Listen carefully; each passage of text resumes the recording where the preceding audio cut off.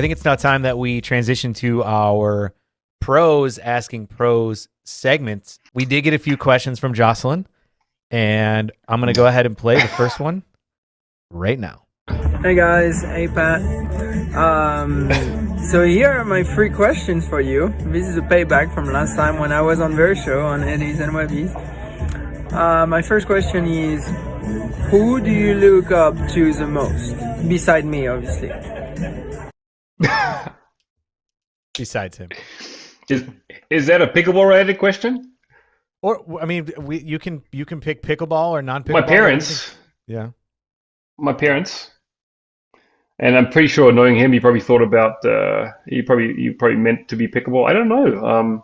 I don't know if you can call it look up or anything, but you got to give some of these guys a lot of credit. I mean, what Ben's done over the last year is just remarkable. I mean, he barely's lost, and I don't look up to Ben. That's one thing. I commend him for. He's shorter than me, so I'll be looking down first of all. Okay. No, I'm kidding, but I mean, it's absolutely remarkable, and you can't tip your hat more. What he's done, the amount of pressure he's facing I mean, I can only imagine he's expected to win every single one. The pressure he had to face at the US Open, knowing that if they lose one match, he can't get gold, Right. and he still won. I mean, the Triple Crown plus carrying Dan Gingrich, that old dude, to win 4. I mean, that is pretty solid and pretty damn annoying as well. But no. So what he's done for the game, he's definitely taken the game to the next level. I don't know. I've always looked up to my parents. My dad, he was a tennis player as well. So that's really who I look up to the most. My parents. And no, Jocelyn, it's definitely not you. Well, that was question number 1 from Jocelyn. Here is question number 2. My second question is, if someone were to have your phone, would you rather have them to see all your photos or all your text messages? I know this is a tough one for you. Honestly, I wouldn't care. There's nothing. Yeah. I have nothing to hide, really. So, I mean, if they want to read some of the messages between, for example, Jocelyn and I again, or a couple of my other friends, all you're going to get is dumber by reading that, because it's total nonsense. I mean, if you go, feel free to fry some brain cells in that one. Yeah. And photos. I mean, it's a lot of my photos are all from pickleball these days, the last couple of years, and then that's really it's all PG. All right. So yeah, it doesn't matter to me actually. He wants to see my phone, apparently, clearly. Right. I was going to say, I think he just wants to go through your phone and see all the secrets. No, he wants to. What he wants to do is we went to a tournament, one I was talking about earlier, in Nebraska, somewhere. I think it was Grand Island, Nebraska, and him and I were with a host family, I think, or Airbnb. And I don't know, after the first day of men's, we had won that one, and out of nowhere, he starts. There's no music playing except in his head, and out of nowhere he starts stripping. I'm telling you, and I have a video of it. So he's probably saying that because he wants to get a hold of my phone so he can delete that photo. Because, yeah, but if you only knew, it's in the cloud already, Jocelyn. It's in the cloud, my friend. So I see. So he was trying to do a little recon work to see if he could somehow get your phone to delete that from the permanent record. Maybe. Yeah, I could see him do that. That's funny. We have question number 3 from Jay right here. And now my last question, and this one is related to pickleball. What is your best pickleball memories you had, whether it's with me or not with me? And what is the most embarrassing moment you had on a pickleball court? I have a good I think I have a good idea about which one is the worst. Let's start with the bad one first. So if okay,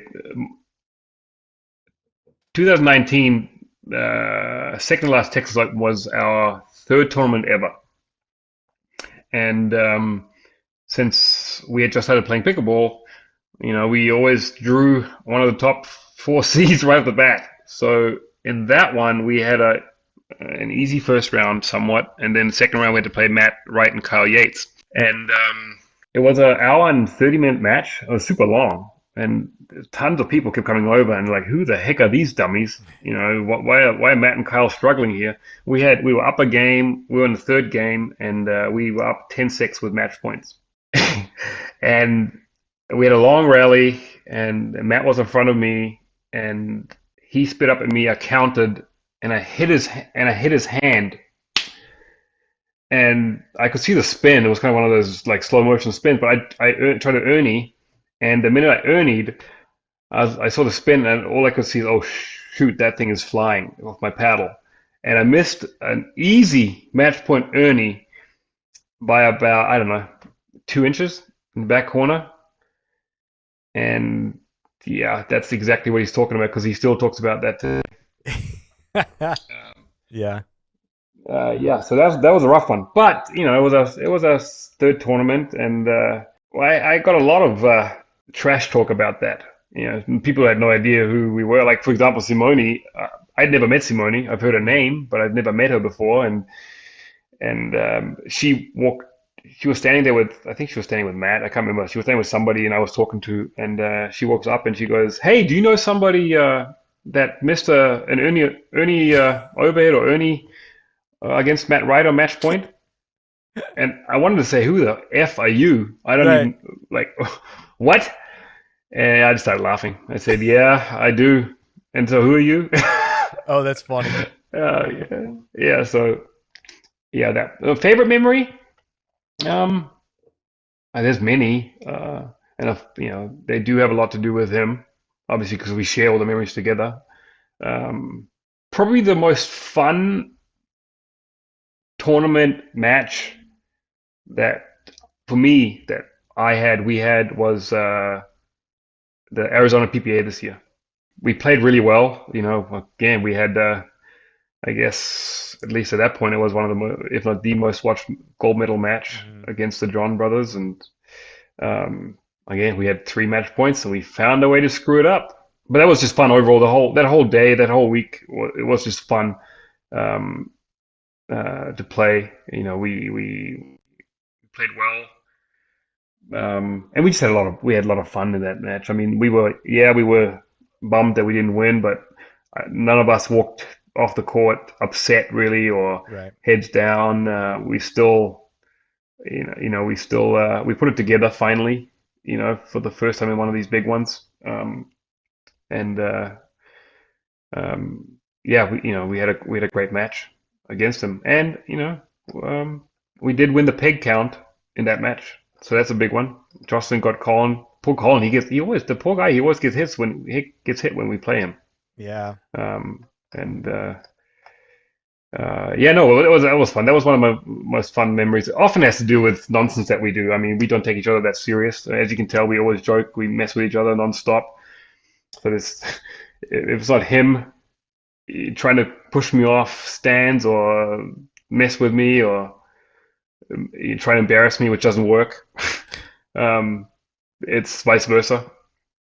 And yeah, so the overall last year and a half has been a lot of fun, and there's so many different memories. So it's hard. Our first biggest win, I think, was at the PPA last year in Newport, and that was second round against Riley and Tyson. And people really didn't even still know who we really were at that point, especially coming back after COVID, that being the first tournament back after COVID. Yeah. So, yeah. But for me personally, probably the overall as a tournament, the Arizona PPA this year was very fun. Pickleball addicting and fun, that's no joke. Pickleballing, it's not just for old folks. Pickleball.